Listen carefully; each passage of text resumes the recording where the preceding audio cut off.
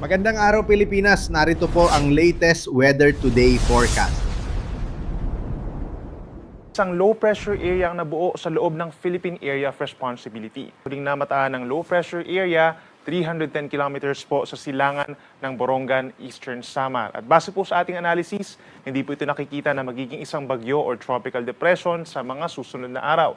However, we're seeing po na ito'y kikilos pahilagang kanluran. So ibig sabihin po, moving towards Samar Island, Bicol Region, and even Quezon and Aurora provinces sa susunod na 2 hanggang 3 araw itong low pressure area at magpapaulan sa malaking bahagi ng ating bansa hanggang sa araw po yan ng Friday or katapusan ng Hulyo.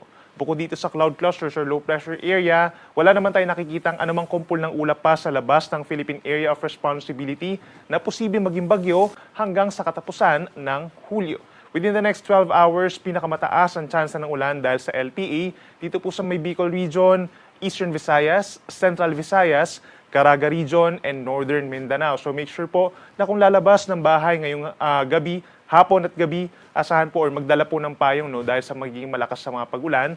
Habang natitirang bahagi ng ating bansa, overnight, partly cloudy to cloudy skies, may tsansa po ng mga isolated lamang na ulan or mga thunderstorms. Mababawasan po yung mga pag-ulan dito sa western sections ng Luzonian po ay dahil sa paghina pa rin ng habagat na sa kasalukuyan ay nandito sa may West Philippine Sea.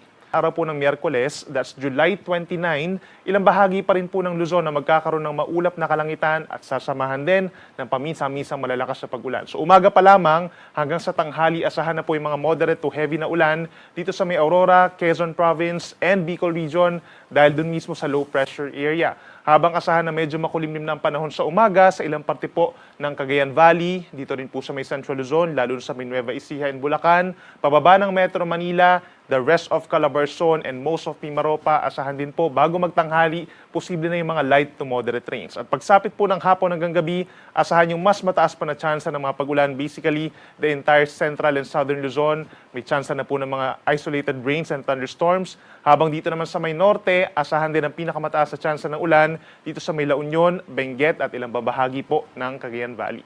For Metro Manila, temperatura 25 to 33 degrees Celsius, habang sa Baguio City naman, 17 to 24 degrees Celsius. Sa ating mga kababayan po sa Visayas, pinakamataas ang tsansa ng ulan sa may eastern portions. Dito po sa may Eastern Visayas, hilagang bahagi ng Cebu, hanggang dito po sa may Aklan and Capiz, umaga pa lamang, may tsansa na ng pagkulimlim at mga light to moderate rains. Nagiging malakas po yan pagsapit ng hapon hanggang gabi dahil sa LPA, kaya't mag-ingat sa mga flash floods or landslides. Dito naman sa natitirang bahagi ng Visayas, plus malaking bahagi ng Palawan, partly cloudy skies, umaga hanggang early afternoon, then sasamahan pa rin yan ng mga pagkulimlim at mga pag-ulan na hindi naman tuloy-tuloy pagsapit po ng hapon hanggang gabi. Malaking bahagi po ng Palawan plus Visayas, maximum temperature sa tanghali hanggang 32 degrees Celsius. At sa ating mga kababayan po sa Mindanao, pinakamataas ang tsansa ng ulan dun sa may northernmost parts, dito sa may Dinagat Islands and Surigao del Norte dahil din po yan sa low pressure area, habang may mga ilang lugar din po na posibleng ulanin sa umaga po hanggang tanghali dito sa may northern Mindanao and the rest of Caraga Region. Pagsapit po ng hapon hanggang gabi, partly cloudy to cloudy skies din sa malaking bahagi po ng Mindanao at may tsansa pa ng mga pulupulong pag-ulan or pagkidlat pagkulog na wala namang kinalaman directly dun sa low pressure area.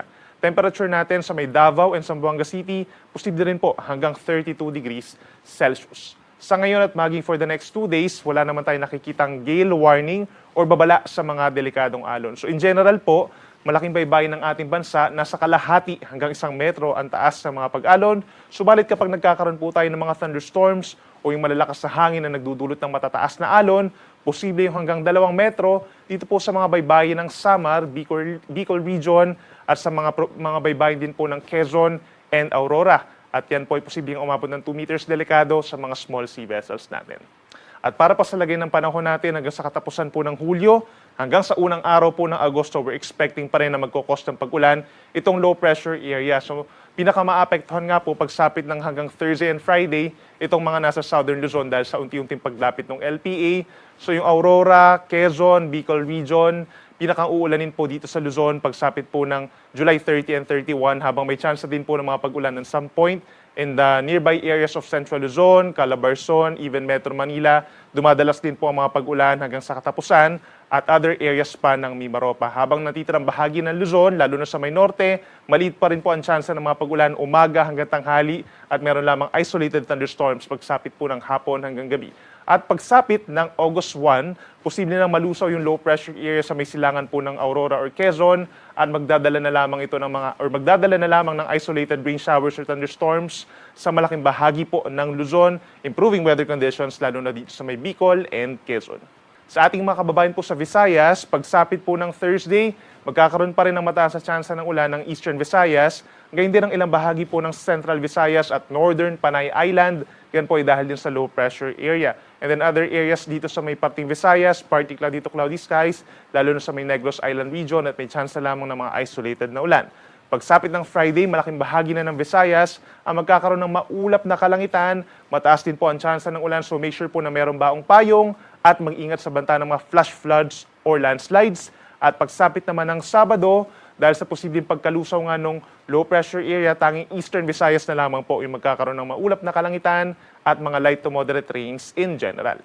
At sa ating mga kababayan po sa Mindanao, pagsapit po ng Thursday, maaaring yung pa rin mga areas sa may hilagang bahagi po ng Mindanao, kagaya ng Agusan del Norte, Surigao del Norte, Dinagat Islands, and Camiguin, ang magkakaroon ng mataas sa tsansa ng mga pag-ulan Thursday and Friday. The rest of Mindanao, wala pa rin asang tuloy-tuloy na malalakas sa mga pag-ulan, habang fair weather conditions naman po umaga hanggang hapon. Then pagsapit po ng unang araw ng Agosto, sa Mindanao, fair weather conditions na pong iiral, maliban pa rin dito sa may Caraga region kung saan possible yung madalas na kaulapan, meron ding chance ng mga light to moderate rains sa umaga. The rest of Mindanao, patuloy ang maaraw at mainit na panahon.